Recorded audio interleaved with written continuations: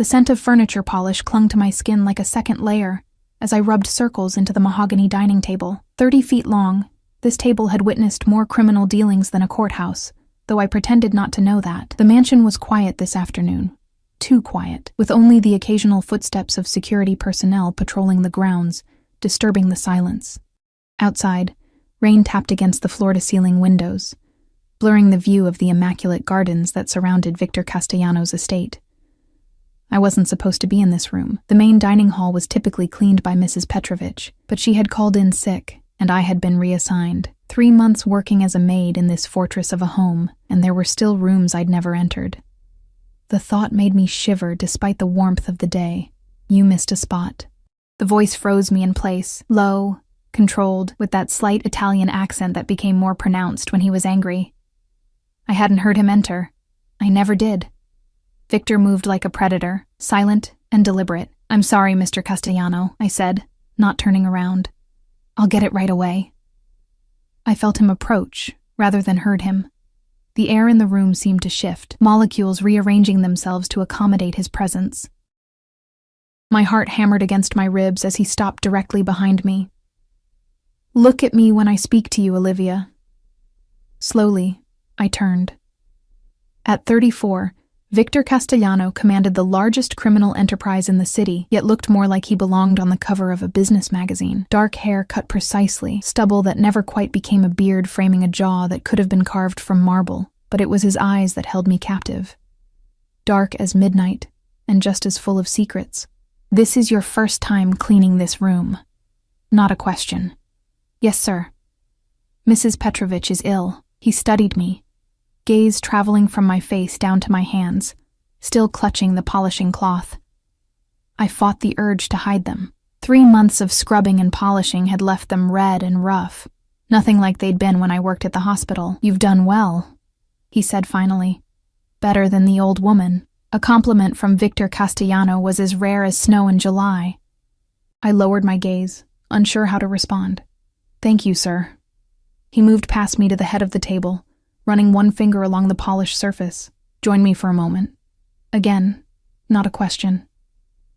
I glanced at the clock on the wall. I still had 3 more rooms to clean before my shift ended. "Sir, Sit, Olivia."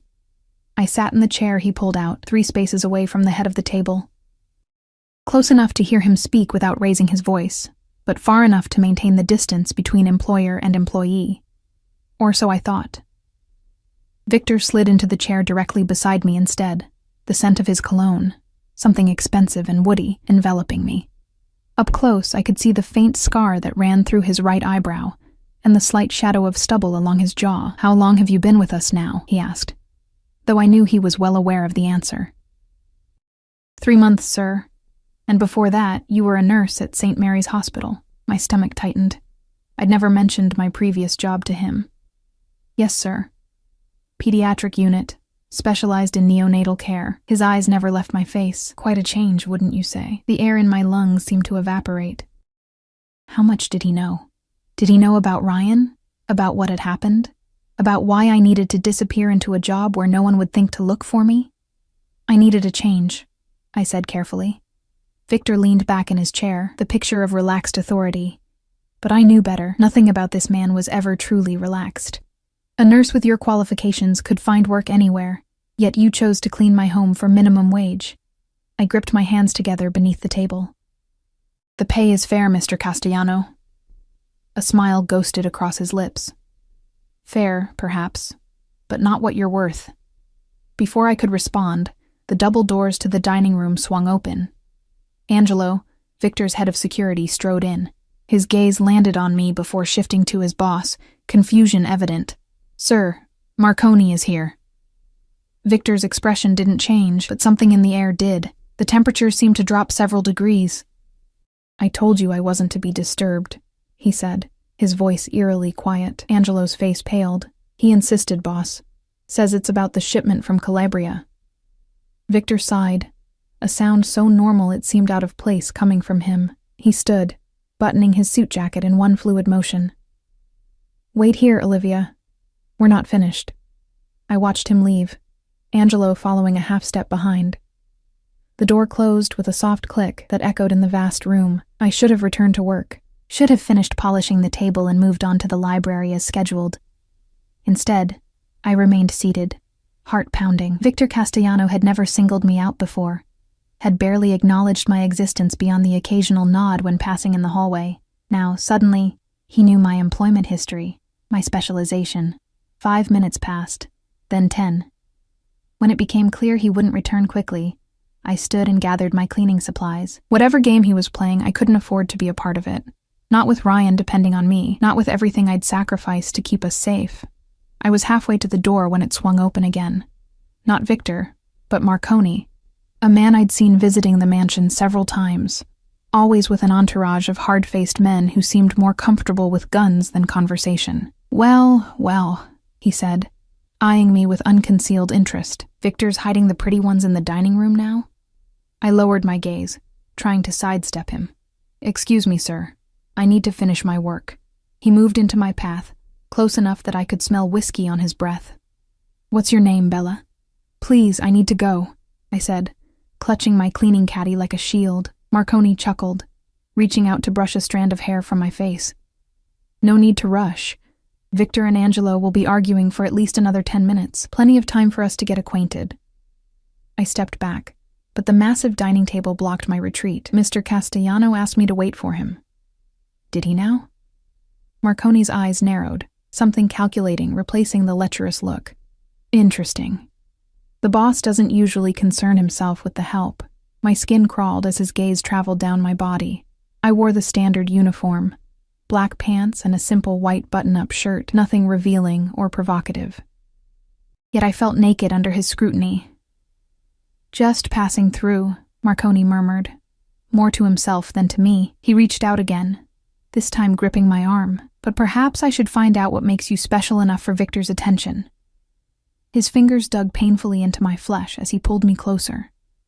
I dropped my cleaning caddy, the clatter of bottles hitting the hardwood floor echoing in the vast room. Let go of me, I hissed, trying to wrench my arm free. Marconi's grip only tightened. Feisty. I like that. I believe she asked you to let go. Victor's voice, cold as ice, cut through the room. Marconi released me instantly, stepping back as Victor entered, followed by Angelo and another security guard whose name I didn't know. Boss, I was just... Who touched you? Victor asked, ignoring Marconi completely as he approached me, his eyes locked on the red marks forming on my arm. I swallowed hard, suddenly more afraid of the quiet rage in Victor's eyes than I had been of Marconi's unwanted advances. It's nothing, sir. Who touched you? Each word was a blade, sharp and precise. Before I could answer, Victor's hand shot out, gripping my wrist gently but firmly. He turned my arm, examining the marks, his face a mask of controlled fury. It was a misunderstanding, I said quickly, aware of how rapidly the situation was deteriorating. I'm fine, really. Victor's gaze never left my arm as he spoke. Angelo, escort Mr. Marconi to his car. Ensure he understands he's no longer welcome in my home. Marconi's face flushed with anger. Victor, over a maid, be reasonable. The Calabria shipment will proceed without your involvement, Victor finished, finally looking up. The expression on his face must have been terrifying, because Marconi actually took a step back.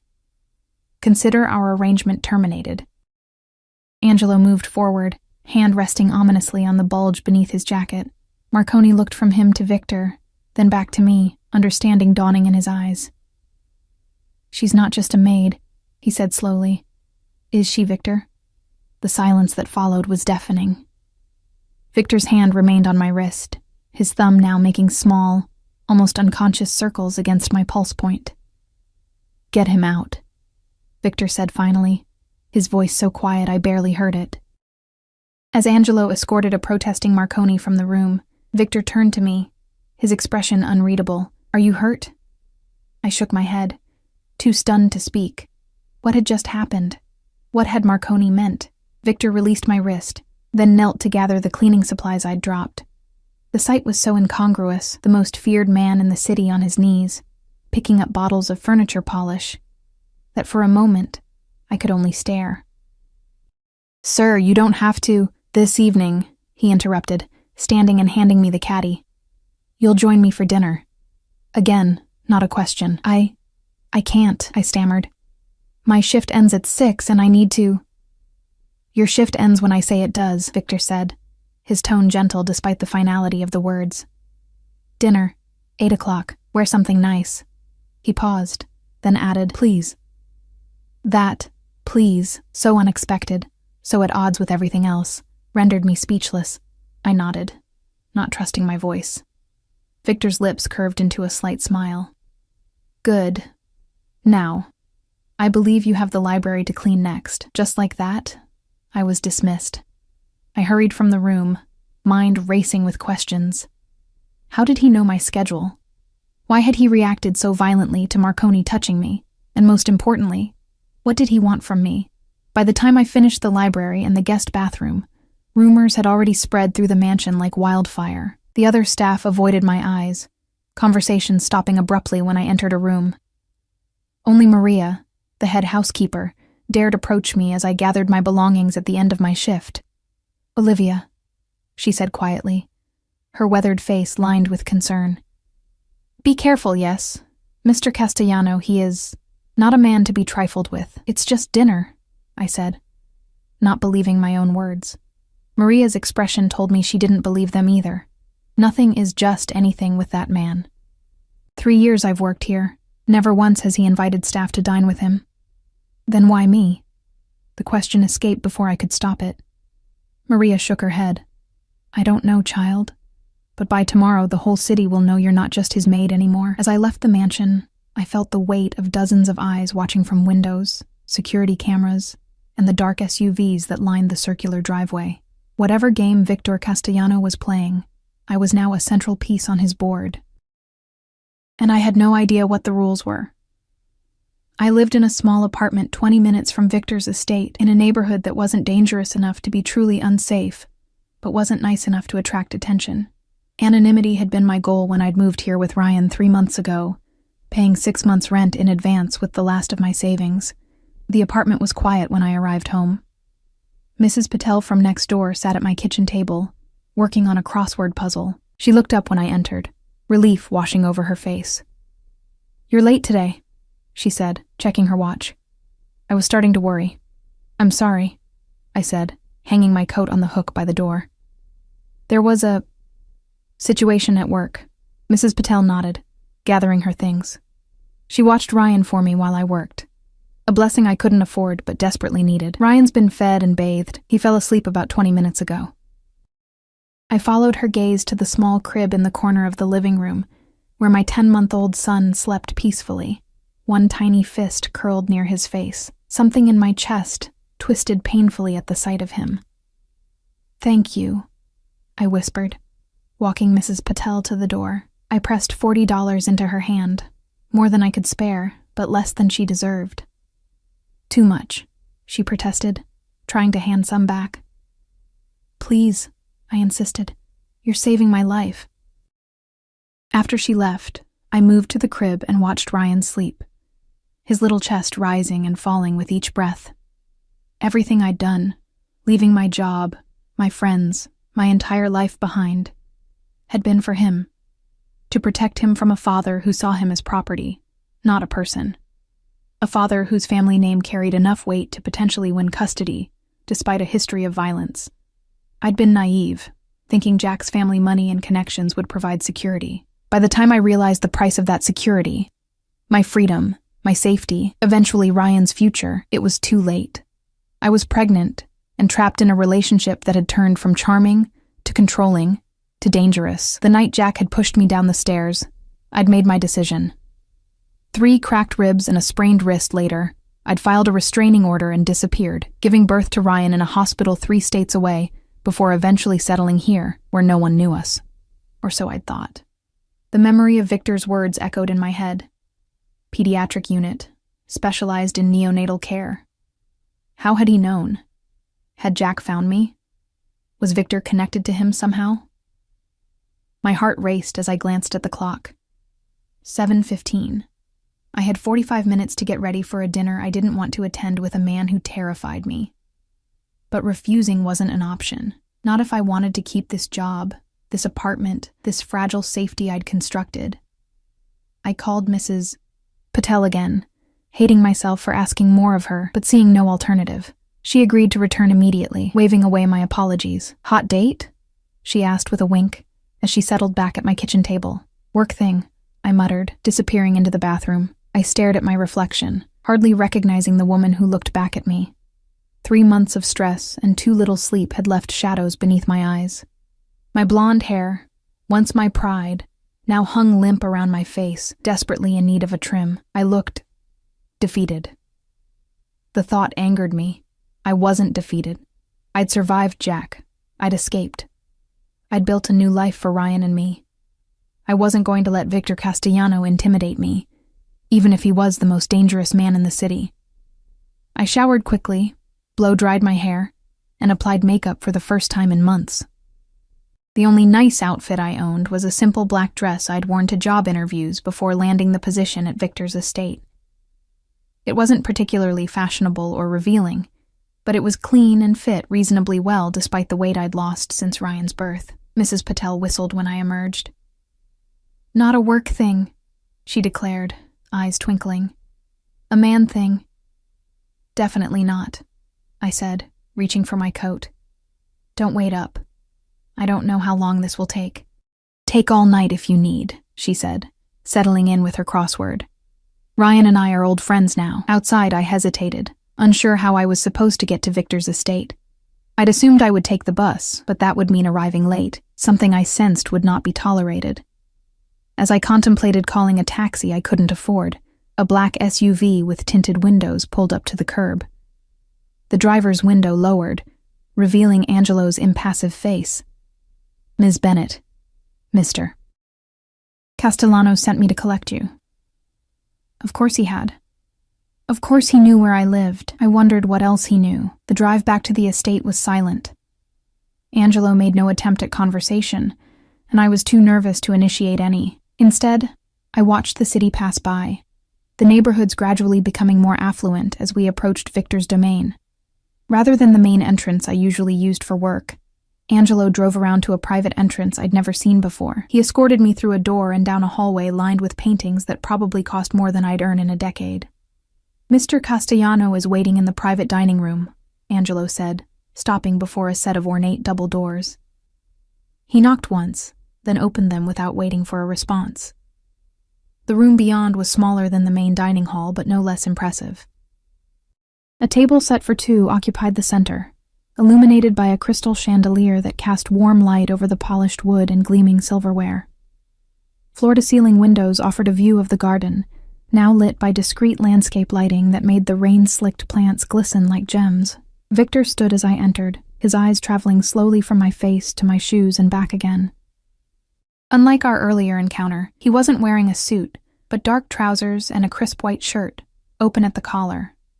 The more casual attire should have made him seem more approachable. It didn't. "Olivia," he said, my name sounding different in his accent. "Right on time." Angelo disappeared, closing the doors behind him. "I didn't have much choice," I said, before I could stop myself. A smile touched Victor's lips. "No, I suppose you didn't." He gestured to the chair across from his. "Please sit."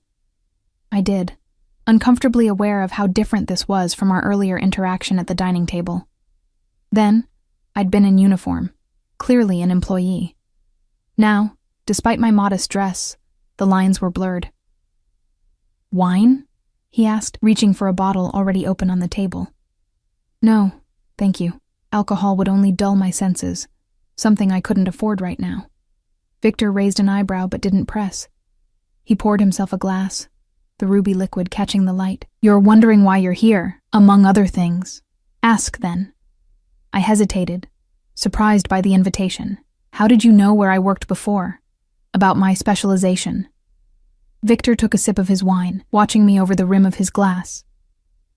"I know everything about the people who enter my home, Olivia. It's a matter of security. You didn't know about the others when they started," I countered. "Maria told me. Maria should mind her own business." The words were cold, but his tone remained conversational. "You're right, though. I typically leave the vetting of household staff to my head of security.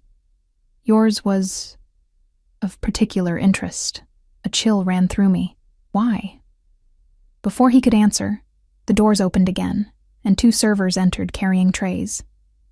They set plates before us, some kind of delicate fish dish that smelled divine, and retreated without a word. Victor gestured for me to eat. I'm told you skip lunch most days. Another detail he shouldn't know. I picked up my fork, more to buy time than from any appetite. You haven't answered my question. No, I haven't. He cut into his fish with surgical precision. Tell me about your son. The fork clattered from my fingers onto the fine china plate. How do you... Ryan, isn't it? 10 months old now. Fear, cold and sharp, sliced through me. I pushed back my chair, ready to flee. If Jack sent you... Jack didn't send me. Victor's Jack voice Thornton cut through doesn't my know where panic. you are. No one from your past does. I froze, half standing. Then how do you know? Sit, Olivia. Please. I'm not here to hurt you or your son. Slowly, I sank back into my chair, heart hammering so hard I could feel it in my throat. What do you want from me? Victor set down his utensils, giving me his full attention. 3 months ago, a woman with a newborn appears in my city. She has nursing credentials, experience in one of the best neonatal units in the country, yet she applies for a position as a maid in my home, a position that pays barely enough to cover rent and childcare. He leaned forward, eyes intent on mine. This woman has a bruised face she tries to hide with makeup. She gives a false name on her application but uses legitimate identification documents. She lives in an apartment rented under yet another name. I swallowed hard. I'd used my middle name, Bennett, on my job application, but my driver's license still showed my legal name, Olivia Collins. The apartment was rented under Lisa Warren, a complete fabrication. You were running from something, Victor continued. Someone. A man who hurt you. A man powerful enough that you felt the need to create a new identity. His jaw tightened. I recognized the signs. Why would you care? I whispered. Something dark passed over his face. My mother had similar signs when I was a child. No one helped her. The confession startled me. Victor Castellano, sharing something personal. It didn't fit the image of the cold, calculating crime boss I'd built in my head. I still don't understand, I said after a moment. Why hire me? Why this dinner? I hired you because you were qualified and desperate. A combination that usually ensures loyalty and discretion. He picked up his wine again. As for dinner, Marconi's actions today accelerated a timeline I hadn't planned to initiate yet. Timeline? I echoed, feeling increasingly lost. Your ex-husband's family has been making inquiries in the city, discreet ones, but inquiries nonetheless. Ice flooded my veins. He's found me? Not yet, but he will eventually. The Thorntons have resources, connections. How do you know about Jack's family? A smile with no humor. The Castellanos have been dealing with families like the Thorntons for generations, Olivia. Old money, political connections, veneer of respectability hiding rot beneath. I know exactly who they are. My mind raced. If Jack was looking in this city, it was only a matter of time before he found us. I needed to run again, start over somewhere new. But with what money? My savings were gone. What does this have to do with Marconi? I asked, trying to make sense of the pieces Victor was laying out. Marconi saw me take an interest in you. By now, he's told half the city that Victor Castellanos' maid is something more to him. Victor's eyes held mine. We're going to let them believe it. I don't understand. It's simple. If you're under my protection, the Thorntons won't touch you. They wouldn't dare. I stared at him, finally understanding. You want to pretend that we're involved? Precisely. Why would you do that for me? For a maid you barely know? Victor was silent for a long moment, swirling the wine in his glass. Let's just say I have my reasons. That's not good enough, I said, surprising myself with my boldness. Not if you want me to pretend to be your... whatever it is you're suggesting. His eyes flashed with something that might have been approval. Fair enough. The Thorntons have been moving into territory that concerns me. Jack's father has political aspirations that could complicate my business interests. Business interests. A polite euphemism for criminal empire. You want to use me to get at Jack's family, I said flatly. I prefer to think of it as a mutually beneficial arrangement. Victor leaned back in his chair. You get protection for yourself and your son. I get leverage against a family that's becoming problematic. And if I refuse, you won't. The certainty in his voice angered me. You don't know that. I do, he said simply. Because you're a mother who would do anything to protect her child, even align yourself with someone like me. The truth of his words stung. I would do anything to keep Ryan safe. Hadn't I already proven that by leaving everything behind? What exactly would this arrangement entail? I asked, hating how calculating I sounded. Like I was negotiating a business deal instead of my life. You would move into the east wing of the mansion. Private quarters, separate from mine. You would no longer work as a maid. To the outside world, you would be my companion. Your mistress, you mean? Victor's expression didn't change. Call it what you like. You would accompany me to certain events. Be seen with me in public occasionally. Nothing more would be required. And Ryan? Would live here as well, of course. I'll arrange for a qualified nanny. My laugh was bitter. You want me to let my son live in a house full of criminals, as opposed to an apartment where anyone could break in? Victor's voice hardened. This estate has security measures that would make the Pentagon envious. No one enters without my knowledge. No one. He had a point, but still. And what happens when you're done with this charade? When the Thorntons are no longer a problem? Then you'll be free to go, with enough money to start over properly. Somewhere the Thorntons will never find you. It was tempting. So tempting that I hated myself for considering it. Protection for Ryan, security I couldn't provide on my own. But at what cost? I need time to think, I said finally. Victor nodded, as if he'd expected this response. Of course. But not too much time, Olivia. The Thorntons are getting closer. As if to emphasize his point, my phone buzzed in my purse. I pulled it out, frowning at the unfamiliar number. May I? Victor asked, hand extended. Reluctantly, I passed him the phone. He read the text message, his expression darkening. What is it? I asked, fear clawing at my throat. Victor handed the phone back, his eyes meeting mine. It seems we've run out of time. Jack's father will be attending a charity gala at the Westmore Hotel tomorrow night. The same gala I'm expected to attend. I looked down at the message. Olivia, it's been too long. I hear you're in the city. We should catch up. I'll be at the Westmore tomorrow night. For Ryan's sake, I hope to see you there. Jack. How did he get this number? I whispered, panic rising. How does he know? The question isn't how, Victor said, standing and coming around to my side of the table. It's what happens next. He knelt beside my chair, bringing his face level with mine. Up close, I could see flecks of amber in his dark eyes. A small scar near his temple I hadn't noticed before. I can protect you, Olivia, you and your son. But only if you let me. In that moment, with Jack's threat hanging over me and my options disappearing like smoke, I made my decision. Perhaps it was desperation. Perhaps it was the unexpected gentleness in Victor's voice. Perhaps it was simply that, of all the dangerous men in my life, he was the only one who had offered protection instead of pain. All right, I said, my voice barely audible. I'll do it. Something like satisfaction flickered across Victor's face. He stood, offering his hand. Then let's get your son. Tonight, you both stay here. As he led me from the dining room, I couldn't shake the feeling that I'd just made a deal with the devil. The question was, would this devil prove better or worse than the one I was already running from?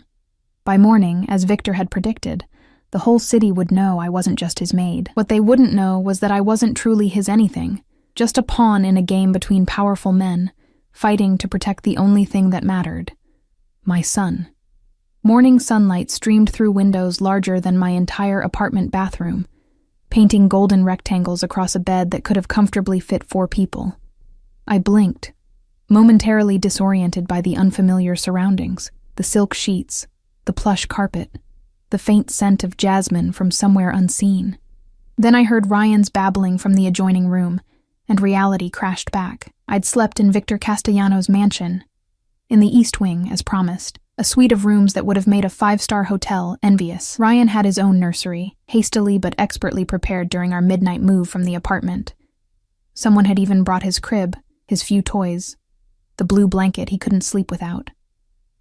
I slipped from the bed, my bare feet sinking into carpet thick enough to swallow them. The nightgown I wore wasn't mine. Silk, like the sheets, in a deep emerald that complemented my eyes.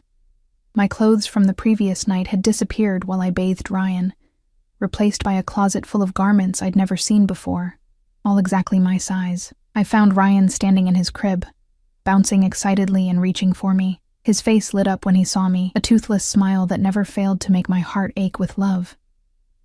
"Good morning, little man," I whispered, lifting him into my arms. He smelled of baby powder and innocence, his tiny hands immediately going to my hair. "What do you think of our new accommodations, Ryan's only answer was a happy gurgle as he tugged at a strand of my hair. A soft knock at the door made me tense. "Yes?" I called, clutching Ryan closer. The door opened to reveal a young woman with auburn hair pulled into a neat bun. She wore a simple black dress with a white collar. Not quite a uniform, but professional nonetheless. "Ms. Bennett. I'm Sophie, the nanny Mr. Castellano hired for Ryan." Her smile was warm, her British accent unexpected. "I've brought breakfast for you both." Behind her, a man in house staff attire wheeled in a cart, laden with covered dishes, a small high chair, and what appeared to be freshly squeezed orange juice.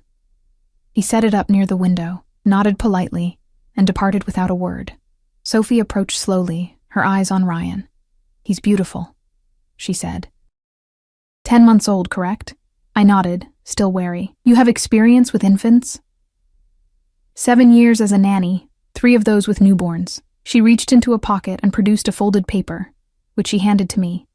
"My credentials and references. Mr. Castellano said you'd want to verify them." Of course he had. Victor Castellano, anticipating my concerns before I voiced them. It was both thoughtful and unnerving. "Thank you," I said, tucking the paper into the pocket of my nightgown. "I'd like some time alone with Ryan first, if that's all right." "Of course." Sophie moved to the door. "I'll return in an hour. Mr. Castellano asked me to remind you that the stylist will arrive at 11 to prepare for tonight's event. The gala. Jack." The events of the previous night rushed back, a wave of anxiety nearly knocking me off my feet. "Is he here?" I asked before Sophie could leave. "Mr. Castellano?" Sophie shook her head. "He left early this morning. Business, I believe. He said to tell you he'll return by 6 to escort you to the gala." After she left, I settled Ryan in the high chair and uncovered the breakfast dishes. Eggs Benedict, fresh fruit, pastries still warm from the oven. Nothing like the hurried toast or instant oatmeal that usually constituted our morning meal. "Well, Ryan," I said, cutting a small piece of banana for him, "I guess we're not in Kansas anymore." The morning passed in a blur of activity. Sophie returned, proving herself both competent and kind, answering my questions about the household while entertaining Ryan. I reviewed her references, impeccable, as expected, and reluctantly left my son in her care while I met with the stylist, a sharp-eyed woman named Valentina, who spoke mostly Italian and seemed personally offended by my split ends. 3 hours later, I hardly recognized myself in the mirror. Valentina had trimmed my hair, given it some kind of treatment that made it shine like polished gold, and styled it in loose waves that framed my face. My nails, previously bitten and uneven, were now perfectly manicured ovals painted a subtle rose. A makeup artist followed, working with a light hand that enhanced rather than concealed. By the time they were done, I looked rested, healthy, like the woman I'd been before Jack, before the fear and exhaustion had etched themselves into my face. "Mr. Castellano has selected your gown for this evening," Valentina informed me as she packed her supplies. "It will be delivered shortly. The car will be ready at 7. I nodded, too overwhelmed to argue about Victor choosing my clothes. One battle at a time. When the gown arrived, carried by 2 assistants as if it were made of spun glass, I understood Valentina's reverence. The dress was midnight blue, a color so deep it appeared almost black until the light caught it. Simple in silhouette, fitted bodice, flowing skirt. but the fabric moved like water, catching and reflecting light in a way that made it seem alive. It fit perfectly, of course, as did the delicate silver heels that accompanied it, the sapphire and diamond earrings, the bracelet that clasped around my wrist with a soft click. Standing before the full-length mirror, I barely recognized the woman who looked back at me. She was elegant, poised, the kind of woman who belonged on the arm of a man like Victor Castellano. A sudden hollow ache opened in my chest. This wasn't me. This was a costume, a role I was playing to protect my son. The real Olivia Bennett, or Collins, or Warren, whatever name I was using now, was a mother, a nurse. Not this polished creation designed to convince the world I was Victor's chosen companion. "You look beautiful." I turned to find Victor standing in the doorway of my bedroom, one shoulder leaning against the frame. He wore a tuxedo that fit him like a second skin, his dark hair combed back, stubble groomed to perfect precision. A small blue flower adorned his lapel, the exact shade of my dress. "Thank you," I said, suddenly self-conscious under his scrutiny. "For the dress. For everything." Victor entered the room, closing the door behind him. "How's Ryan?" The question surprised me. "He's fine." "Sophie seems excellent." "She is. I had her thoroughly vetted." He moved closer, his gaze traveling over me in a way that wasn't exactly inappropriate, but wasn't entirely professional either. "The security team has been doubled. No one enters or leaves without my explicit approval." "What about Jack?" I asked, the name still difficult to say aloud. "What if he tries to—" "He won't," Victor interrupted, his voice hardening. "Not after tonight." "What does that mean? What are you planning?" Victor reached into his pocket and withdrew a small velvet box. "First, this."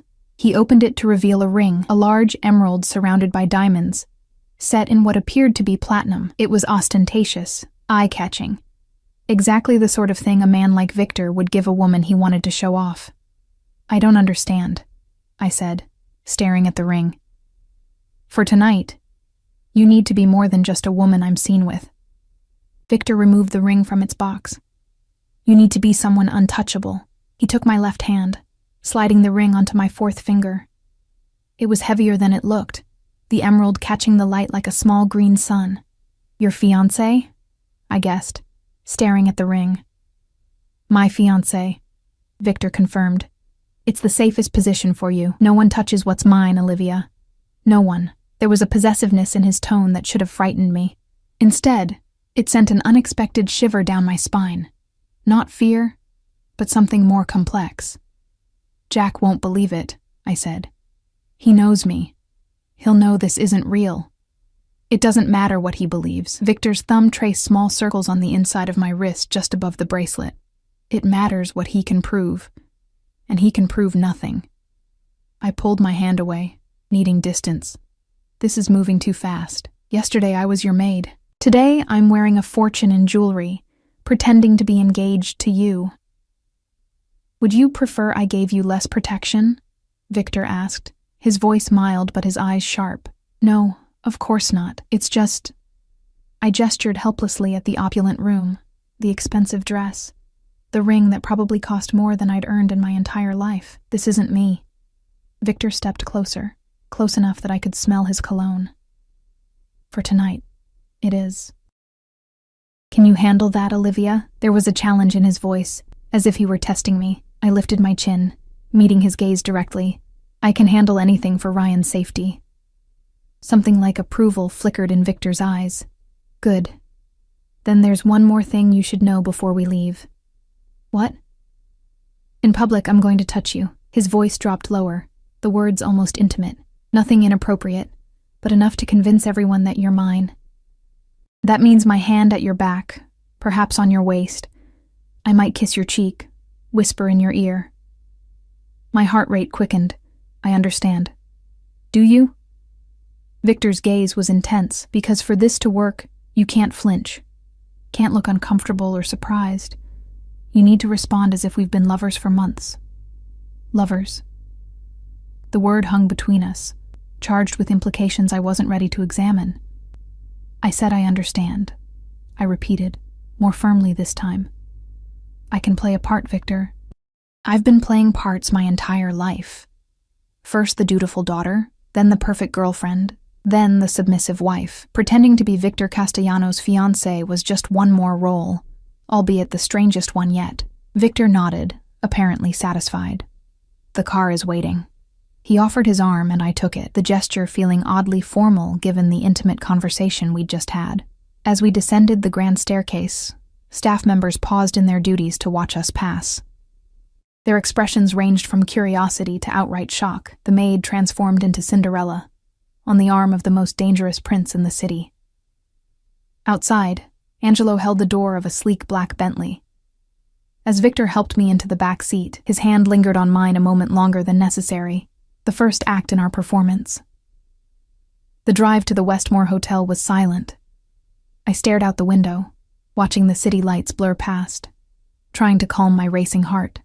In less than an hour, I would face Jack for the first time since I'd fled with our newborn son. The thought made me nauseous with anxiety. "You're trembling," Victor observed quietly. I looked down at my hands, surprised to find them shaking. "I'm sorry, don't apologize." Victor reached across the seat, taking my hand in his. His palm was warm, the touch unexpectedly grounding. Fear is natural. Acting despite fear, that's courage. Is that what this is? Courage? I laughed bitterly. It feels more like desperation. Sometimes they're the same thing. The Bentley pulled up to the hotel entrance, where a red carpet stretched between velvet ropes. Photographers lined the walkway, flashes popping as elegantly dressed guests made their way inside. Angelo opened the door on Victor's side first. As he emerged, whispers rippled through the crowd. Victor Castellano rarely attended public events, and when he did, he came alone. Tonight would change that narrative. My door opened, and Victor extended his hand to help me out. The moment I emerged, flashbulbs exploded like miniature stars. I blinked, momentarily blinded by the light. Victor's arm slid around my waist, steady and possessive. "Smile," he murmured near my ear. "You're the envy of every woman here."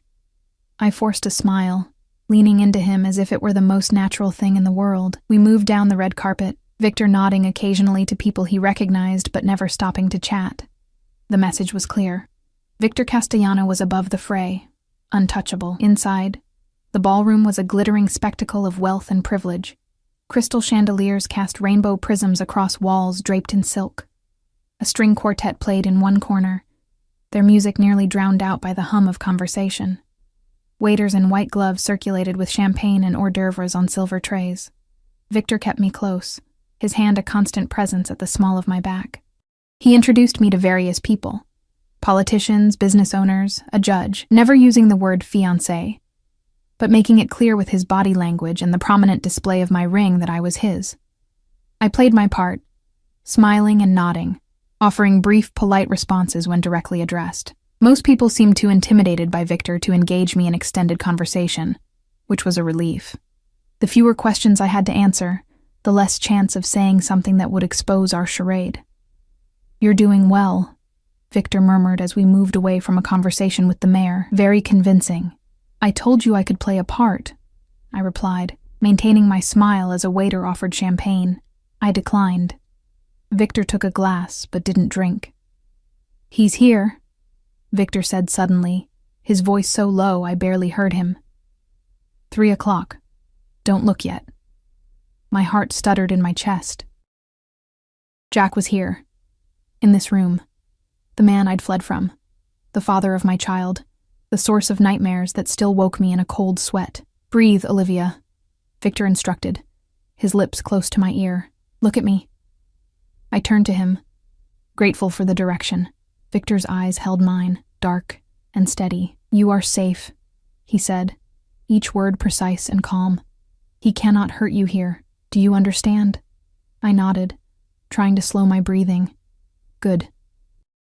Victor's hand moved from my back to my face, cupping my cheek in a gesture that appeared tender to anyone watching. "Now laugh, as if I've said something amusing." I forced a laugh, the sound brittle even to my own ears.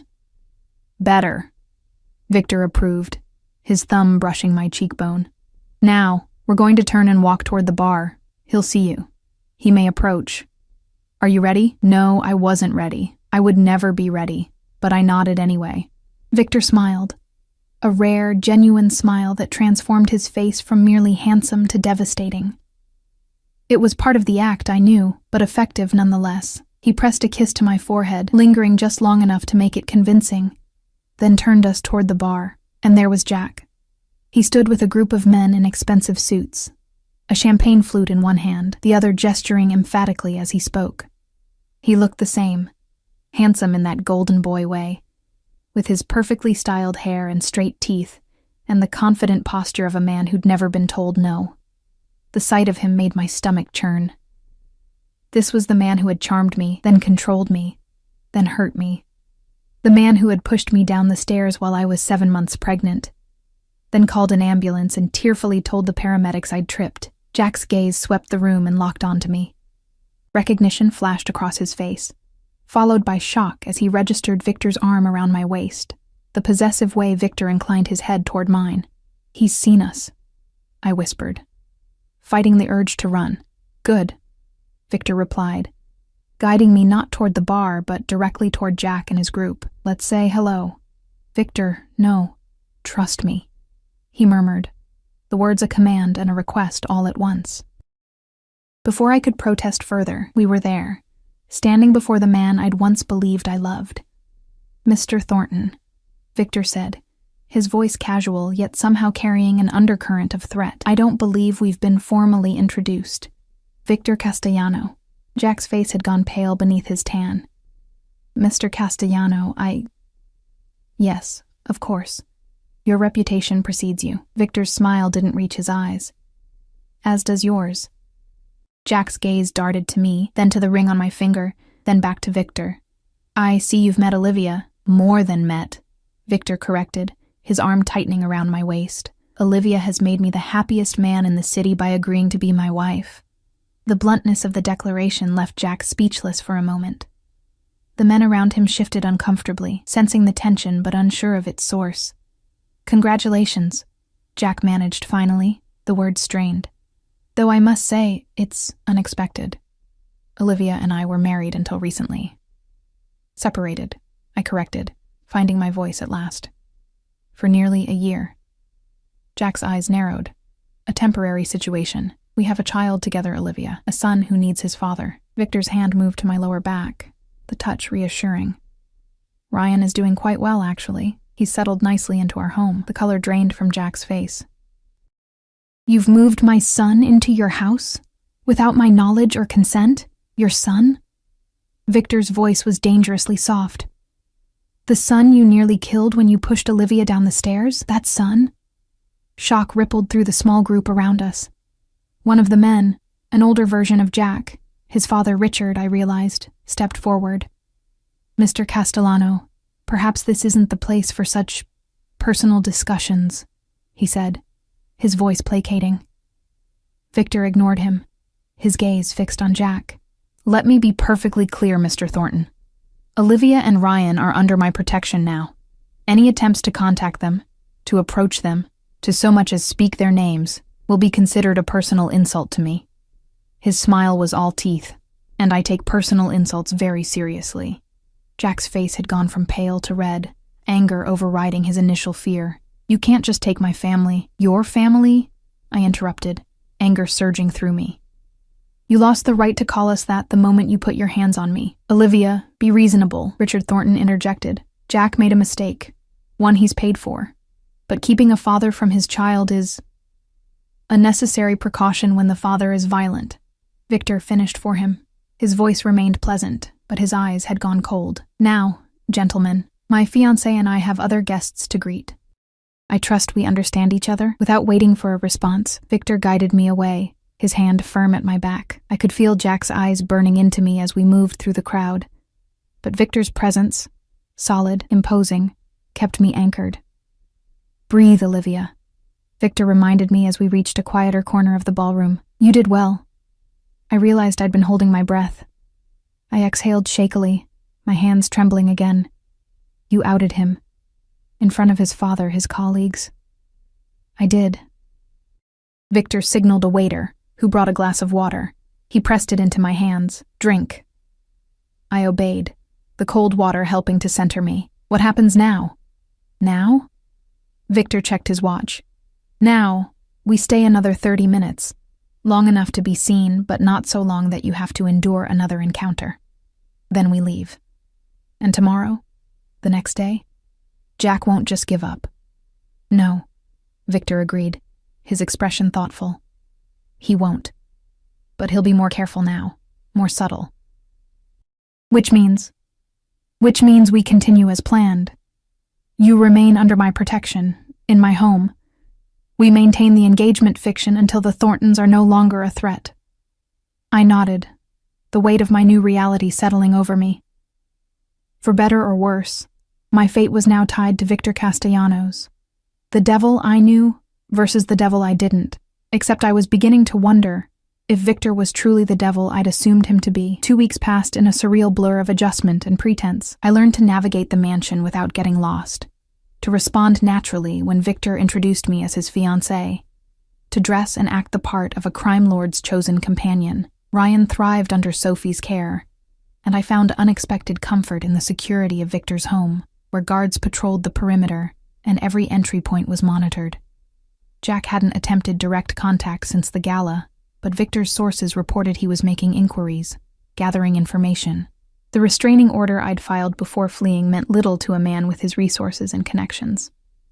Only the shield of Victor's name and reputation kept Jack at bay, a fact that both relieved and troubled me. Victor himself remained an enigma. He was unfailingly polite, solicitous of my comfort and Ryan's well-being, but maintained a careful distance. Some nights he dined with us.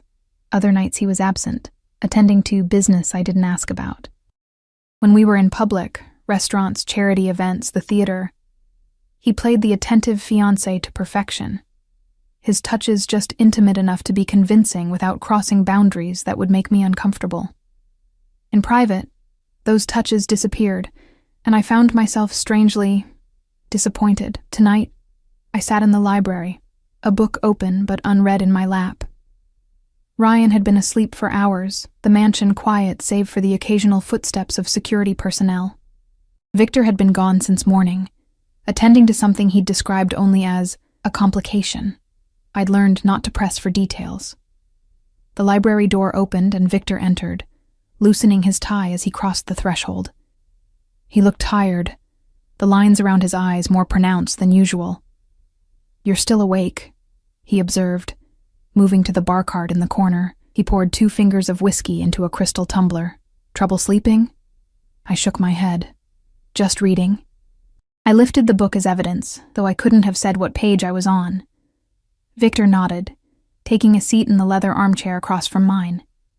He sipped his whiskey, eyes closing briefly as if savoring the burn. "Long day?" I asked, setting my book aside. A smile flickered across his lips. "You could say that." "Anything I should be concerned about?" Victor studied me over the rim of his glass. "Concerned for me, Olivia? How touching." I flushed, annoyed at being mocked. "Concerned for our arrangement, for Ryan's safety." "Ryan is perfectly safe," Victor assured me, his tone softening. "As are you." We fell into silence, the crackling of the fireplace the only sound between us. After a moment, Victor spoke again. "There's an event tomorrow night, a dinner at the governor's mansion. I'd like you to accompany me." I tensed. "Will the Thorntons be there?" "Possibly. Richard is a significant donor to the governor's campaign." Victor set his glass down. "Is that a problem?" "No," I said quickly. "I just like to be prepared." Victor's gaze was penetrating. "You handled Jack well at the gala. Better than I expected. I've had practice pretending he doesn't terrify me." The words slipped out before I could stop them. More honest than I'd intended. Victor leaned forward, elbows on his knees. "Tell me about him," he said. "Not what he did to you. I know that part. Tell me how you met, how it began." I blinked, surprised by the Why? request. "Because I need to understand my enemy," Victor replied simply. "And because you need to talk about it. You've been carrying it alone for too long." His perception unsettled me. I looked away, focusing on the flames in the fireplace. It's a cliché, really. Poor girl meets rich boy. He sweeps her off her feet. Details, Olivia. I sighed, the memories rising like ghosts. I was working at St. Mary's, night shift in the NICU. Jack came in with a friend whose wife had just delivered premature twins. He brought coffee for the entire staff, charmed everyone. When my shift ended, he was waiting, asked me to breakfast. I shrugged. I said yes. And then? Whirlwind romance, expensive gifts, weekend trips. He was attentive, generous, called me multiple times a day to check on me. I laughed bitterly. Later, I realized those calls weren't affection. They were control. Making sure I was where I said I'd be, with who I said I'd be with. Victor nodded, unsurprised. When did it change? When did you first see the real him? 6 months in, after I moved into his condo. I was late coming home from work. A baby had coded and I stayed past my shift. Jack was waiting, furious. He'd thrown my dinner against the wall. I swallowed hard, the memory still vivid. He apologized immediately, cried, said he'd been worried sick, imagining me hurt somewhere, made me promise never to be late without calling. And you believed him. It wasn't a question, but I nodded anyway. I made excuses for him. He was under stress at work. He loved me so much that worry made him crazy. All the usual justifications. When did he first hit you? The bluntness of the question made me flinch. After we were engaged, I went to lunch with a male colleague. Jack saw us. That night, he slapped me. I touched my cheek, the phantom sting still there after all this time. I packed a bag. He blocked the door, begged forgiveness, promised therapy, but didn't go, Victor guessed. Went twice. Claimed the therapist said there was nothing wrong with him. I shook my head. By then I was pregnant, trapped, or so I thought. Victor was silent for a long moment, watching me with those dark, unreadable eyes. The stairs, he said finally. What precipitated that? My throat tightened. This was the hardest part to discuss. The memory I tried hardest to suppress. I found evidence he was embezzling from his family's foundation, confronted him. He denied it, then admitted it, then said, I would never tell anyone, because who would believe me over him? You threatened to go to his father, Victor said, filling in the blank. I nodded. He laughed at first. Then I showed him the copies I'd made of the evidence. That's when he... My voice faltered. I don't remember much after the first push. Just falling, then waking up in the hospital with broken ribs and terror that I'd lost the baby. Victor's expression had hardened, a muscle jumping in his jaw, and yet, despite all that, despite nearly killing his unborn child, his family still supports him. Money protects its own, I said with a shrug. Richard would never let a scandal touch the Thornton name. Easier to paint me as unstable, a gold digger who got pregnant on purpose to trap his son. Is that what they're saying? That and worse. I managed a weak smile, hence the running, the false names, the cleaning job. Victor stood, moving to kneel beside my chair. The position was so unexpected, so at odds with his usual commanding presence, that I could only stare as he took my hands in his. Listen to me, Olivia, he said, his voice low and intense. Jack Thornton will never touch you again. Never come near you or Ryan, I promise you that. Something in his tone sent a chill down my spine. What are you planning? Nothing you need to concern yourself with. He released my hands, standing again. Just know that you're safe now, permanently. I caught his wrist before he could move away. Victor, no violence, please. His eyebrow rose.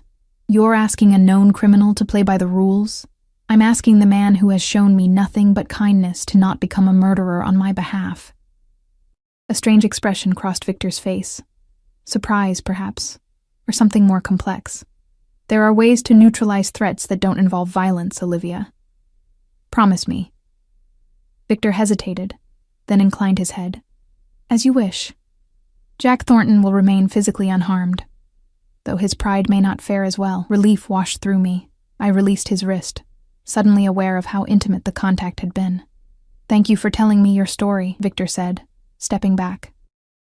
Get some rest. The car will be ready at 7 tomorrow evening. He left the library without another word, leaving me to wonder what exactly I'd set in motion with my confession. The governor's mansion was even more imposing than Victor's home, a sprawling colonial-style structure with white columns and expansive grounds. As our car pulled into the circular driveway, I adjusted the emerald pendant at my throat. Another piece from Victor's seemingly endless supply of jewelry, chosen to match the ring I still wore. "Nervous?" Victor asked, watching me fidget. "A little," I admitted. "I'm still not used to this performance." "You're doing remarkably well." He reached across the seat, straightening the lapel of my midnight blue blazer. The outfit, tailored pants and a matching blazer over a silk camisole, was more understated than the gowns I'd worn to previous events, but no less expensive. "Remember, tonight is about connections. The governor is a reasonable man who values discretion. His wife, less so. Avoid her if possible. Anything else I should know?" Victor's lips quirked. "The salmon will be overcooked. Always is. Choose the beef." The unexpected bit of normalcy, Victor Castellano with opinions about catering, made me laugh. The sound seemed to please him. His eyes warmed slightly. Angelo opened the car door, and Victor exited first, then extended his hand to help me out. As we walked up the steps to the mansion's entrance, his hand settled at the small of my back. A touch I'd come to expect, even anticipate. Inside, the mansion buzzed with the controlled energy of powerful people in close proximity. Governors, judges, business leaders, old money and new, all circulating beneath crystal chandeliers, discussing deals and donations in hushed tones. Victor guided me through the crowd with practiced ease, introducing me to people whose names I immediately forgot. I smiled and nodded, playing my part as the adoring fiancé. For tonight, at least, the Thorntons were nowhere to be seen. "Victor Castellano," a voice boomed from behind us. "About damn time you showed your face at one of these things." We turned to find a barrel-chested man with a shock of white hair and the florid complexion of someone who enjoyed good scotch, perhaps too much. The governor, I realized. "Governor Matthews," Victor greeted him, his tone respectful but not deferential. "Thank you for the invitation." "Wouldn't take no for an answer this time," the governor chuckled, his gaze shifting to me. "And this must be the fiancé everyone's talking about." Victor's arm slipped around my waist. "Olivia Bennett, Governor Matthews." I extended my hand, which the governor took with both of his, holding it perhaps a moment too long. "A pleasure, my dear. You've accomplished the impossible, getting this one to attend social functions." "She can be quite persuasive," Victor replied smoothly. The governor winked at me. "I'll bet." "Listen, Victor, a word in private. That matter we discussed on the phone." Victor hesitated, glancing at me. "Perhaps later, Governor. I don't want to leave Olivia alone just yet." "Nonsense," the governor insisted. "She'll be fine for 5 minutes. My wife will look after her." He signaled to a severe-looking woman across the room, who began making her way toward us. Victor's grip on my waist tightened fractionally. "Very well, 5 minutes." He turned to me, his expression apologetic. "Will you be all right?" "Of course," I assured him, though my stomach knotted at the thought of being separated from him in this crowd of strangers. "Go ahead." Victor leaned in, pressing a kiss to my cheek that lingered just long enough to be convincing. "I won't be far," he murmured against my ear. The words meant only for me. Then he was gone, following the governor toward a set of doors at the far end of the room. The governor's wife arrived moments later, regarding me with the polite disinterest of someone fulfilling an obligation. "Mrs. Matthews," I greeted her, extending my hand. "Ms. Bennett," she replied, barely touching my fingers before withdrawing. "What an unexpected addition you are to our little circle." The emphasis on unexpected made her meaning clear. What was someone like me doing with someone like Victor Castellano? Victor speaks highly of these gatherings. I lied smoothly. "I've been looking forward to attending." Mrs. Matthews' smile didn't reach her eyes. "I'm sure. The governor tells me you were a nurse before. Your current situation," my current situation being engaged to a crime lord, presumably. I maintained my pleasant expression. "Yes, neonatal intensive care." "How noble," she said, in a tone that suggested anything but. "Excuse me a moment. I see someone I must speak with." She departed without waiting for a response, leaving me alone in the center of the room. I took a deep breath, fighting the urge to search for Victor. I could handle 5 minutes on my own. I wasn't that fragile. Olivia. The voice froze the blood in my veins. Jack stood behind me, too close, his cologne, the one I'd once found appealing but now made me nauseous, enveloping me in an unwelcome cloud. "You shouldn't be talking to me," I said without turning, proud of how steady my voice remained. "There's a restraining order, which doesn't apply at public events we both have legitimate reason to attend," Jack countered, moving to stand beside me. He looked the same as at the gala, handsome, polished, the perfect facade hiding the monster beneath. "You look well. Better than when I last saw you. Please leave me alone, Jack," he sighed, as if I were being unreasonable. "I just want to talk about our son. My son. You can't keep him from me forever, Olivia." "Watch me," I said, finally turning to face him directly. Jack's expression hardened. "This engagement to Castellano, it's a sham, isn't it? What did you do? Beg him for protection? Offer him the same services you offered me to secure my ring?" The crude implication made me flinch, but I held my ground. "You know nothing about my relationship with Victor." "I know you've moved my son into the home of a known criminal," Jack hissed, dropping the pleasant facade. "Do you have any idea how that looks? What the family court judge will say when I petition for emergency custody?" Fear clawed at my throat, but I forced it down. "Go ahead. Try. Explain to the judge why you violated a restraining order. Why you have 3 domestic violence complaints in your record. Why you pushed your pregnant fiancée down a flight of stairs." Jack's face flushed with anger. "No one will believe you over me. My father has the governor's ear. Half the judges in this city on speed dial. Is there a problem here? Not Victor, as I'd expected, but Angelo, appearing suddenly at my side like a guardian angel in a tailored suit. His expression was pleasant, but his eyes were cold as they assessed Jack. "No problem," Jack said, taking a step back. "Just catching up with my ex." "Ms. Bennett," Angelo said, ignoring Jack completely. "Mr. Castellano asked me to escort you to the East Terrace. He's been detained longer than expected." Relief flooded me. I nodded, turning away from Jack without another word. Angelo guided me through the crowd, his solid presence a barrier between me and the room. "Thank you," I murmured as we reached the doors to the terrace. Angelo inclined his head slightly. "My job, Ms. Bennett." The terrace was empty, the October night too cool for most guests to venture outside. I moved to the stone railing, breathing in the crisp air, trying to calm my racing heart. The encounter with Jack had shaken me more than I wanted to admit. "You handled that well." I turned to find Victor approaching, his expression dark. "You saw?" "Angelo texted me the moment Thornton approached you." Victor came to stand beside me at the railing, close enough that our shoulders nearly touched. "I would have intervened myself, but the governor was being particularly thorough in his requests." "It's fine. I'm fine." I wrapped my arms around myself, suddenly cold. Jack mentioned petitioning for emergency custody of Ryan. Victor snorted. "Let him try. My lawyers are already building a case that would bury him. The restraining order, the hospital records from your fall, testimony from nurses who treated your previous injuries, all of it admissible in family court." I stared at him, caught off guard. "You've been preparing for this? Of course." Victor removed his suit jacket and draped it over my shoulders. The fabric was warm from his body, his scent enveloping me. "I told you, Olivia. You and Ryan are under my protection now. That means anticipating threats, not just reacting to them.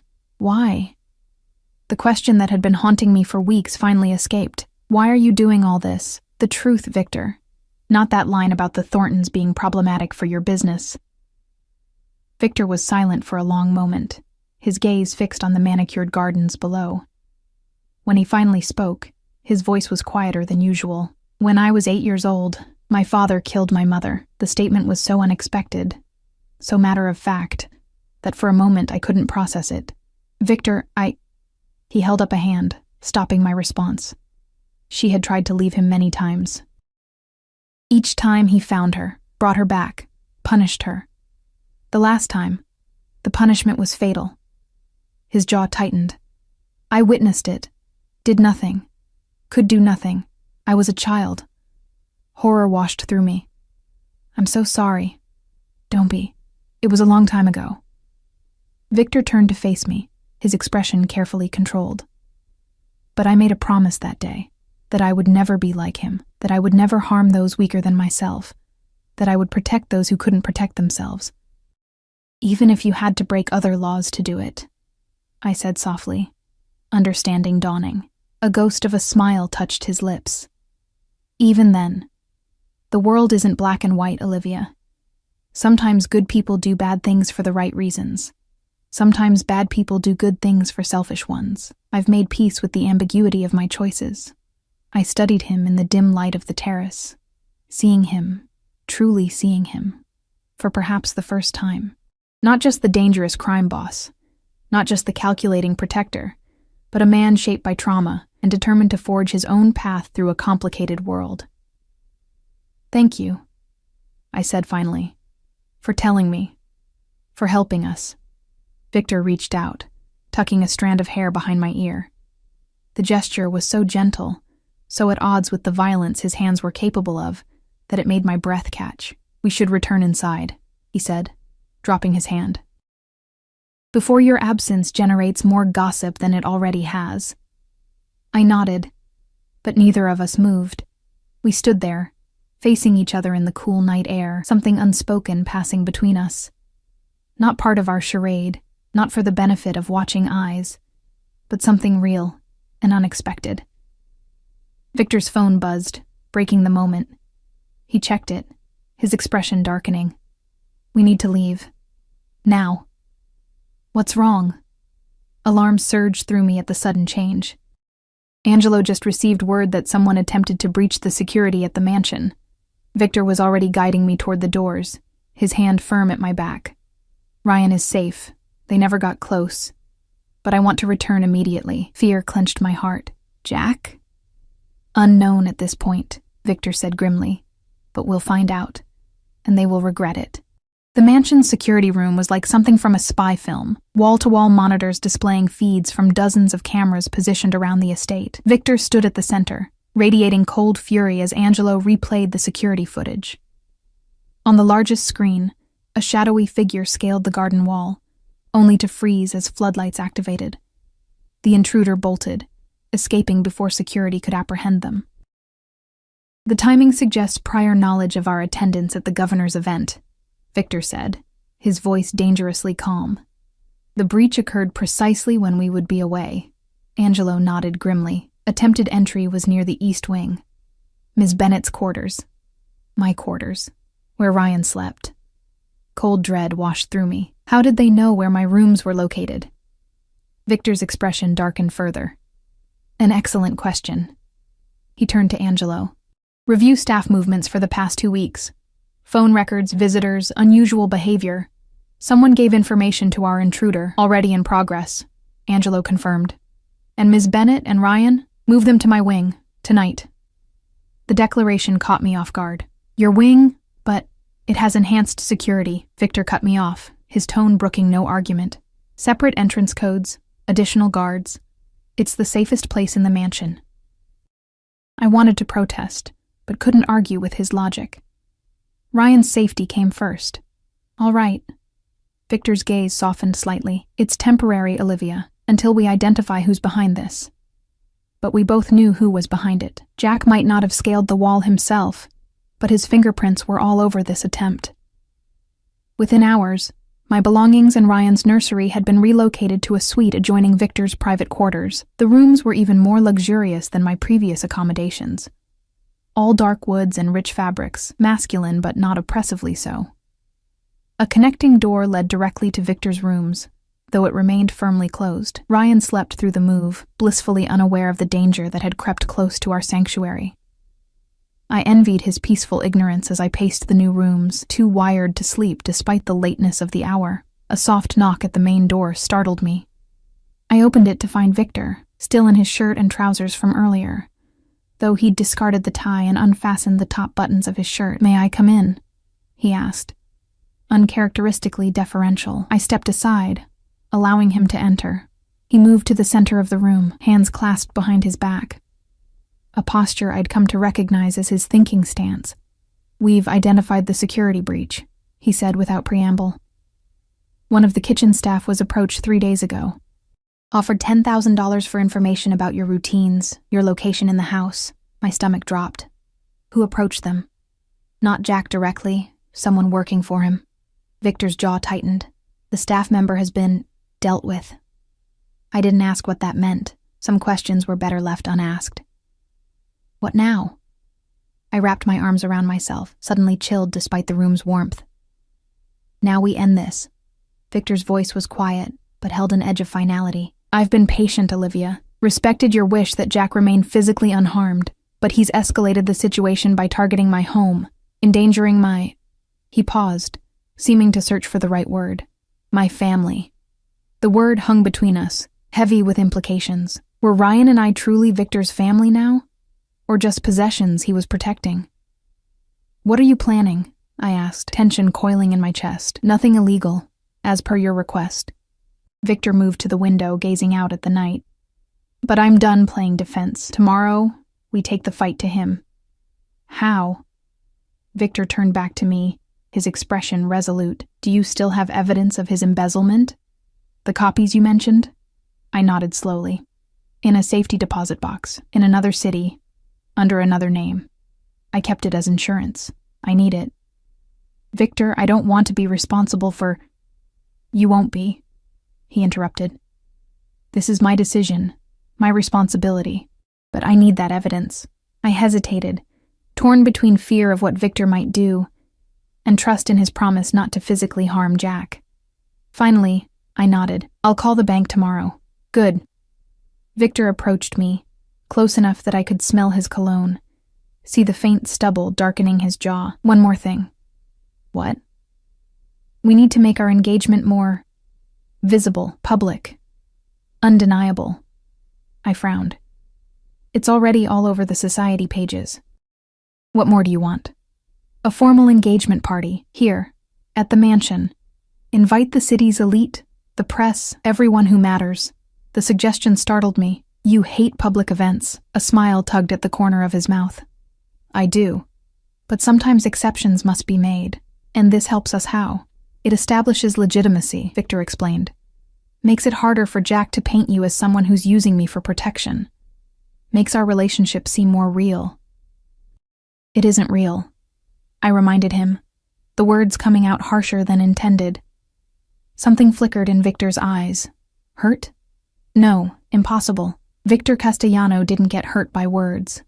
Reality is perception, Olivia, he said finally, and we need the perception to be flawless. He was right, of course. The more convincing our charade, the safer Ryan and I would be, but the line between pretense and reality was blurring more each day, and I wasn't sure where that left me emotionally. When? I asked, conceding the point. Saturday, 3 days from now. Victor reached out, brushing his knuckles lightly across my cheek, a touch so unexpected it made me shiver. Get some rest. Angela will accompany you to the bank tomorrow. He left before I could respond, the door closing softly behind him. I stood frozen in place, my cheek still tingling from his touch, wondering when exactly the game we were playing had become something more. The next 3 days passed in a whirlwind of preparation. Victor spared no expense for the engagement party. Florists transformed the mansion's ballroom into a lush garden. Caterers prepared a menu that would make 5-star restaurants envious, and a small army of staff polished every surface until the entire house gleamed. Through it all, Victor was conspicuously absent. He left early each morning and returned late, offering only vague explanations about arrangements and tying up loose ends. The safety deposit box contents, files detailing Jack's systematic theft from his family's charitable foundation, had been handed over to Angelo without comment. Part of me feared what Victor planned to do with that information. The other part, the part that still woke in cold sweats from nightmares of Jack's hands around my throat, didn't care. Saturday evening arrived, and with it a stylist to prepare me for the party. The gown Victor had selected was breathtaking, a deep emerald that matched my ring, with a fitted bodice that flowed into a skirt of liquid silk. My hair was arranged in an elegant updo, my makeup subtle but enhancing. The woman in the mirror looked like she belonged in Victor Castellano's world, polished, confident, beautiful. a far cry from the frightened nurse who had applied for a maid position 3 months earlier. "You look stunning," Sophie said from the doorway. Ryan balanced on her hip. My son wore a tiny tuxedo, his blonde hair combed neatly to one side. "Doesn't Mommy look pretty, Ryan?" Ryan babbled happily, reaching for me with chubby hands. I took him from Sophie, careful not to wrinkle my dress. "Thank you for getting him ready." "My pleasure." Sophie smiled. "Mr. Castellano asked me to bring him down for a few photos before the guests arrive. If that's all right with you?" Photos. Another piece of evidence for our fabricated love story. I nodded. "Of course." Downstairs, Victor waited in the grand foyer, striking in a black tuxedo that fit him perfectly. He turned as we descended the stairs, his expression changing when he saw us, softening in a way I'd rarely witnessed. "There they are," he said, stepping forward to meet us at the bottom of the staircase. His eyes traveled from my face to my dress and back again. "You look exquisite, Olivia." "Thank you," I said, oddly breathless under his gaze. "You clean up well yourself." Victor's lips curved in a smile. He reached for Ryan, who went to him willingly. My son had taken to Victor with surprising ease, fascinated by the deep voice and strong hands that handled him with unexpected gentleness. "The photographer is waiting in the library," Victor said, adjusting Ryan on his arm with practiced ease. "Just a few pictures for the society pages." The next half hour was surreal. Victor and I posing with Ryan, looking for all the world like a real family. Victor's arm around my waist, my head tilted toward his shoulder, Ryan giggling between us. The photographer coaxed genuine smiles from us, capturing moments that, in another life, might have been treasured family memories instead of carefully constructed evidence. "Perfect," the photographer declared finally. "These will be beautiful, Mr. Castellano." Victor nodded in dismissal, and the man packed up his equipment. Sophie stepped forward to take Ryan back upstairs. He would make a brief appearance at the beginning of the party, then return to the nursery for the evening. As Sophie departed with my son, Victor turned to me, producing a velvet box from his pocket. One last touch. Inside was a necklace, emerald surrounded by diamonds, matching the ring on my finger. Without asking, Victor moved behind me, fastening it around my neck. His fingers brushed my skin, lingering a moment longer than necessary. "There," he said softly. "Now you're perfect." Our eyes met in the mirror before us, and something passed between us, an acknowledgement of the strange intimacy we'd developed, playing these roles that were beginning to feel less like roles and more like something else, something neither of us had anticipated. The moment was broken by Angelo's arrival, announcing that the first guests had arrived. The ballroom filled quickly, politicians, business leaders, celebrities, all curious to see the woman who had captured Victor Castellano's heart. I played my part flawlessly, my hand in Victor's, smiling and greeting guests as if I'd been born to this life of privilege and power. Victor remained close, his arm around my waist, occasionally pressing kisses to my temple or whispering in my ear. Little gestures that appeared loving to observers, but were often just practical communications. "The man approaching is the district attorney. Be polite but vague."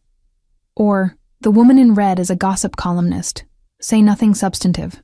Halfway through the evening, as we circulated among the guests, Victor suddenly stiffened beside me. I followed his gaze to the entrance, where Richard Thornton stood with his wife. Jack was noticeably absent. "I didn't invite them," Victor murmured, his grip on my waist tightening. "Then why are they here?" I whispered back, anxiety coiling in my stomach. "Let's find out." Victor guided me toward the Thorntons, his expression pleasant but eyes cold. "Mr. and Mrs. Thornton, what a surprise." Richard Thornton was a distinguished-looking man in his 60s, with Jack's coloring but sharper features. His wife, a brittle blonde whose face showed evidence of multiple cosmetic procedures, eyed me with barely disguised contempt. "Victor," Richard greeted him with forced cordiality. "We received word of your engagement celebration and felt we should pay our respects, given the complicated situation." "How thoughtful," Victor replied, each syllable dripping with insincerity. "Though I don't recall sending you an invitation." Richard's smile never wavered. "The governor mentioned it. We're old friends, as you know." "Of course." Victor's thumb traced small circles on my lower back, a subtle gesture of reassurance. Well, you're here now. Enjoy the champagne. It's excellent. He made to steer me away, but Richard stepped into our path. Actually, I was hoping for a private word, a matter of some importance. Victor raised an eyebrow. Whatever you have to say can be said in front of my fiancé. It concerns my son, Richard said, his gaze flicking to me briefly, and certain accusations being circulated. Ah, so Victor had already begun using the embezzlement evidence. I maintained my neutral expression, though my heart raced. Perhaps my office would be more appropriate, Victor conceded after a moment. He turned to me. Olivia, would you mind? Not at all, I said, forcing a smile. I'll circulate. Victor pressed a kiss to my cheek, whispering in my ear, Angelo will stay with you. This won't take long. As the men departed, Mrs. Thornton regarded me with thinly veiled hostility. You've certainly landed on your feet, haven't you? From nurse to criminal's whore in a few short months. The crudeness of the attack startled me. Mrs. Thornton, don't, she cut me off. Don't pretend this is anything but what it is, you latching onto the most dangerous man you could find to spite my son. I took a deep breath, reminding myself that causing a scene would only damage the image Victor and I had worked to create. I understand you're upset, but... You've ruined my son's life, she hissed, leaning closer. First with those ridiculous abuse allegations, then by taking his child, and now this... spectacle. She gestured at the party around us. What did Castellano offer you that Jack couldn't? More money? Power? Or just the thrill of sleeping with a killer? Angelo materialized at my side, his presence a silent warning. Mrs. Thornton straightened, plastering a false smile on her face as another guest approached. Perhaps some air would do you good, Ms. Bennet, Angelo suggested quietly. I nodded, grateful for the escape.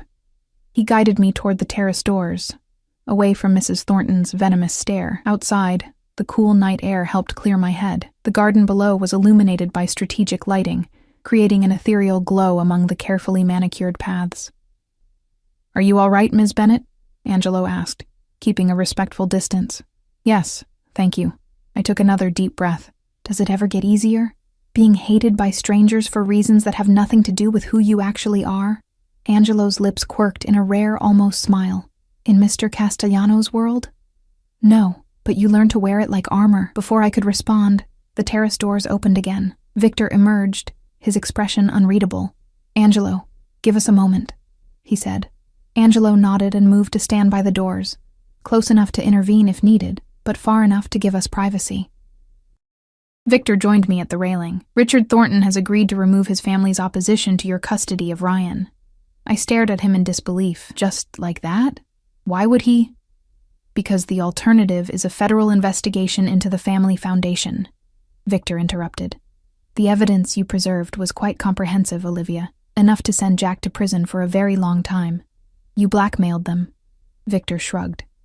I presented options. Richard made his choice. He turned to face me fully. Jack will be leaving the country tomorrow. An extended posting at the family's London office.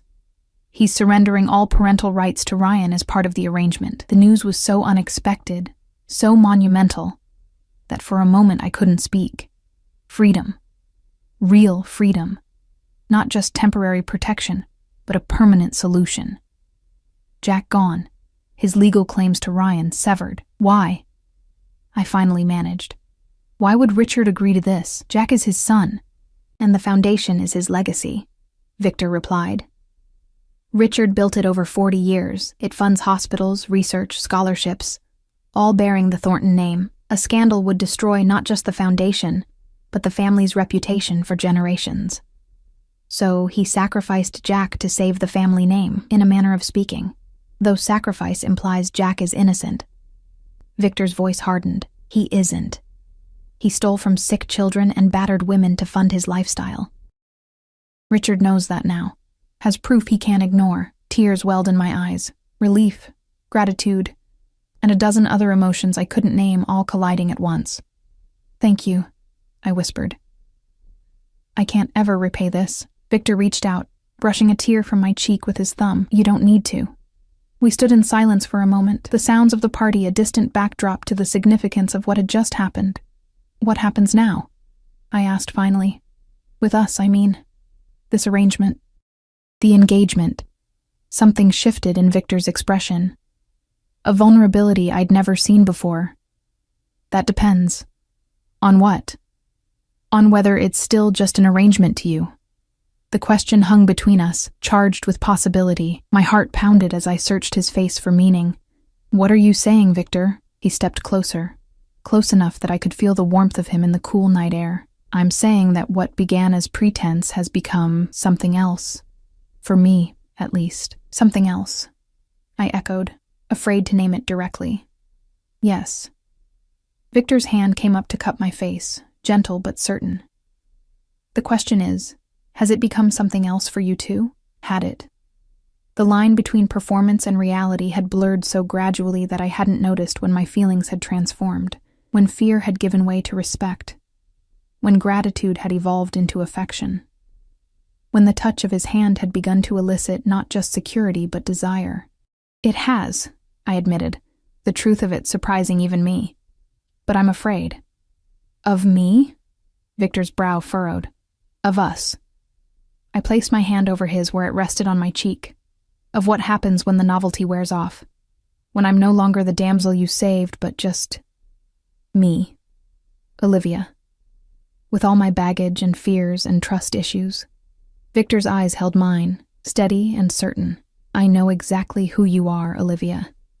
I've seen your strength, your determination, your capacity to love. Those aren't qualities that fade with novelty. And Ryan? He's part of this too."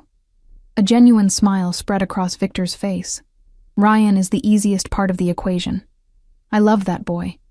Would protect him with my life, whether you and I—" He hesitated. "Whether there's an us or not." The sincerity in his voice was unmistakable. This wasn't the practiced charm Jack had used to ensnare me. This was raw, honest vulnerability from a man who rarely showed such emotion. "I want to try," I said softly.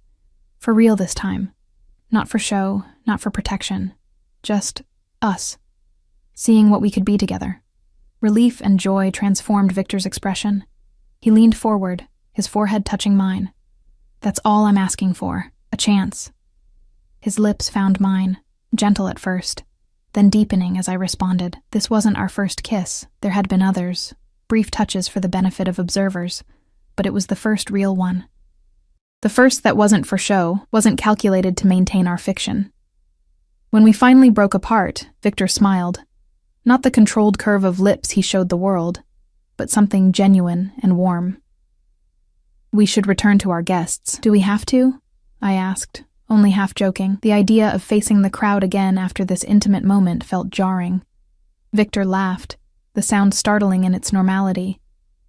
"Unfortunately, yes. Just a little longer. Then they'll leave, and we can begin the real celebration." "Which is?"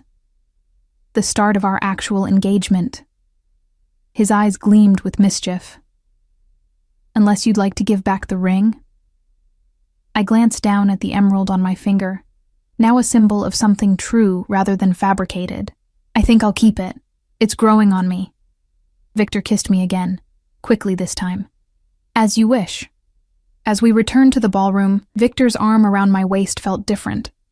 Not possessive for show, but genuinely protective, genuinely affectionate. The guests, the music, the champagne, all of it seemed brighter, more vibrant now that the shadow of Jack had been lifted, and the pretense between Victor and me had transformed into something authentic. Mrs. Thornton watched us from across the room, her expression sour as she noted our clasped hands, the genuine smile on my face. For once, I didn't care about her judgment, or anyone else's. Let them think what they wanted. The truth was better than any fiction we could have created. Later that night, after the last guest had departed and Ryan slept peacefully in his nursery, Victor and I stood in the moonlight of his private balcony, his arms wrapped around me from behind as we gazed at the city lights in the distance. "No regrets?" he asked softly, his breath warm against my ear. I turned in his arms, meeting his gaze. "Not one. You saved us, Victor, not just from Jack, but from a life of running, of looking over my shoulder. You saved yourself, he countered. I just provided resources. And protection. And a home. I reached up, tracing the line of his jaw. And somewhere along the way, love. The word hung between us, new and fragile but undeniable. Victor's eyes darkened with emotion. Love, he repeated, as if testing how the word felt in his mouth. Yes, I suppose that's what this is. You suppose? I teased, raising an eyebrow. Victor laughed, pulling me closer. I know. I've known since that first night at the governor's gala, when you faced Jack without flinching. When I realized I would tear the world apart to keep you safe. That's a bit dramatic, I murmured, though his words sent warmth spreading through my chest. I'm an Italian from a crime family, Victor replied with mock solemnity. Drama is in my blood. We laughed together, the sound carrying into the night, a promise of lighter days ahead, of healing, of building something neither of us had dared hope for when our paths first crossed. Later, as we lay together in the quiet darkness of Victor's room, now our room, I thought about the strange path that had led me here. From terror to safety, from pretense to truth, from isolation to family. Victor's arm tightened around me, as if sensing my thoughts. Sleep, Olivia, he murmured, his voice heavy with contentment. Tomorrow is the first day of our real life together. And as I drifted toward sleep, I realized he was right. The charade was over. The fear was gone. What remained was something neither of us had planned, but both of us had found. Love, in the most unexpected place. No longer his maid, no longer his pretend fiancé, but truly his partner. And he, no longer my protector by arrangement, but by choice. By love. The whole city had known I wasn't just his maid. Now they would know I was so much more. His equal, his love, his family. And this time, it wouldn't be a performance for safety's sake. It would be real. It already was.